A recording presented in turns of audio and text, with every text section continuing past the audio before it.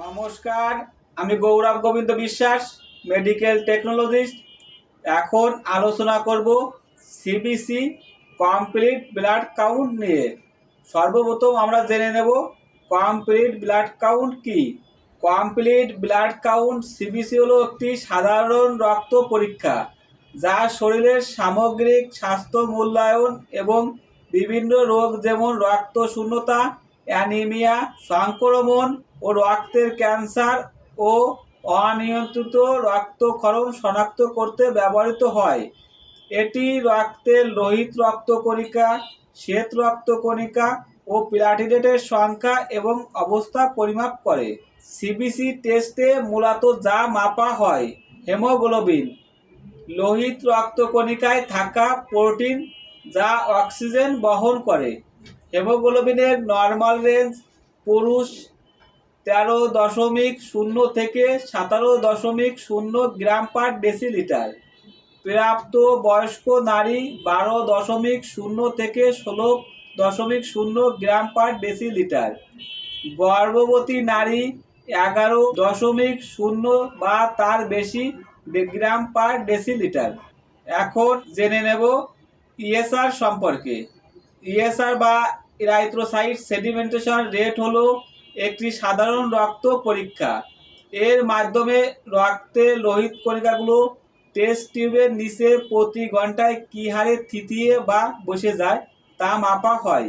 এটি শরীরের কোনো প্রদাহ, ইনফ্লামেশন বা সংক্রমণের ইনফেকশন উপস্থিতি বোঝাতে সাহায্য করে।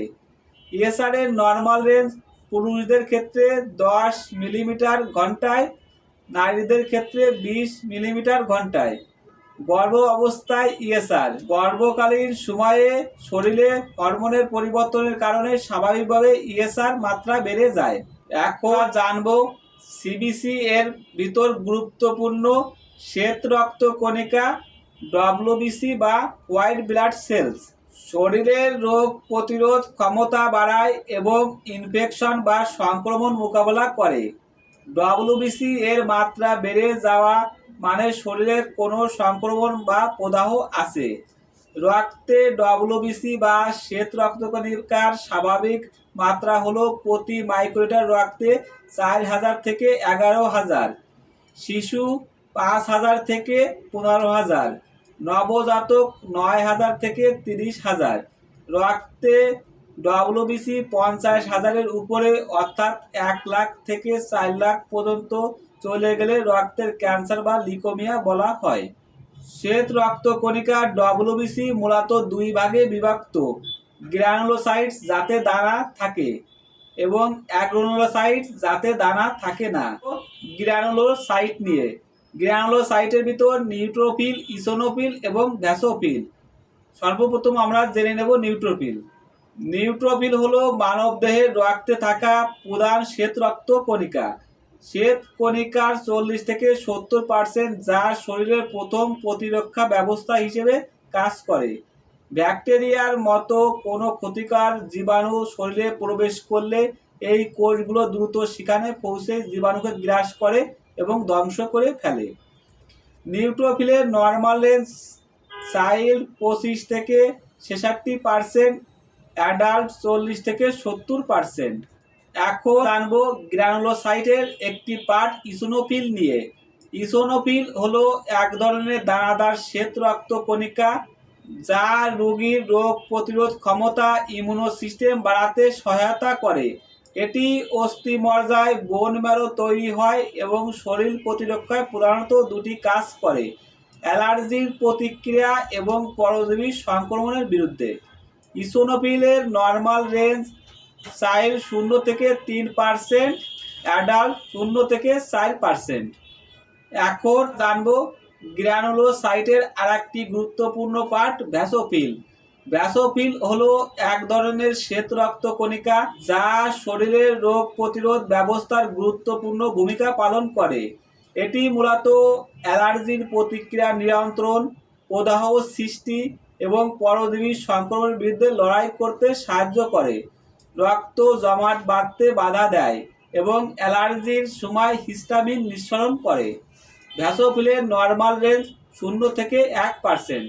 এখন জেনে নেব ডব্লিউবিসির ভিতর অ্যাগ্রানুলোসাইট, এর ভিতর লিম্ফোসাইট এবং মনোসাইট। সর্বপ্রথম আমরা জেনে নেব লিম্ফোসাইট।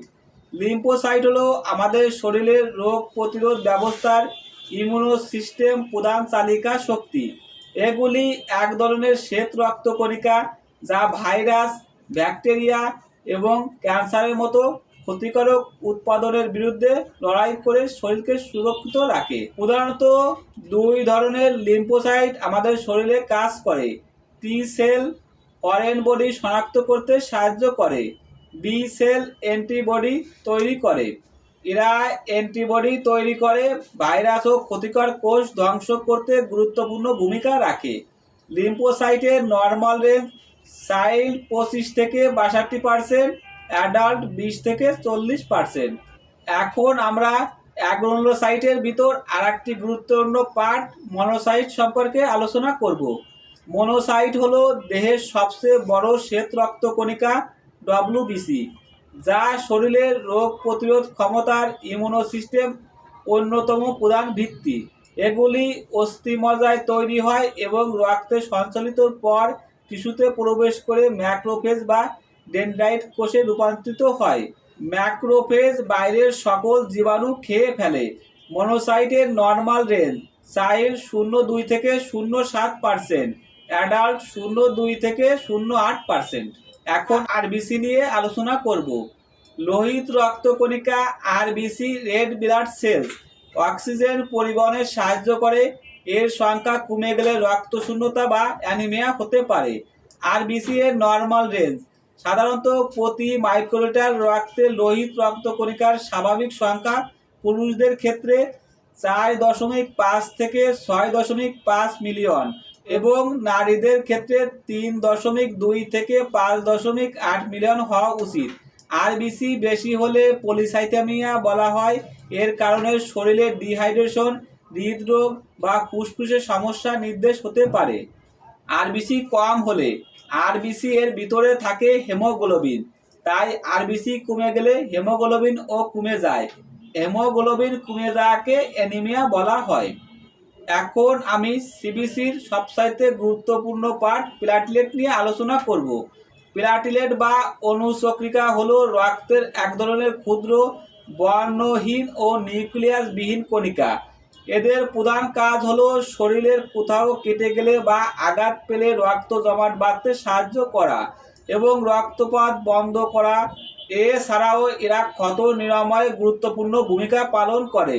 প্লাটিলেট এর নর্মাল রেঞ্জ সাধারণত একজন সুস্থ মানুষের প্রতি মাইক্রোলিটার রক্তে প্লাটিলেটের স্বাভাবিক মাত্রা 1.5 লক্ষ থেকে 4,50,000।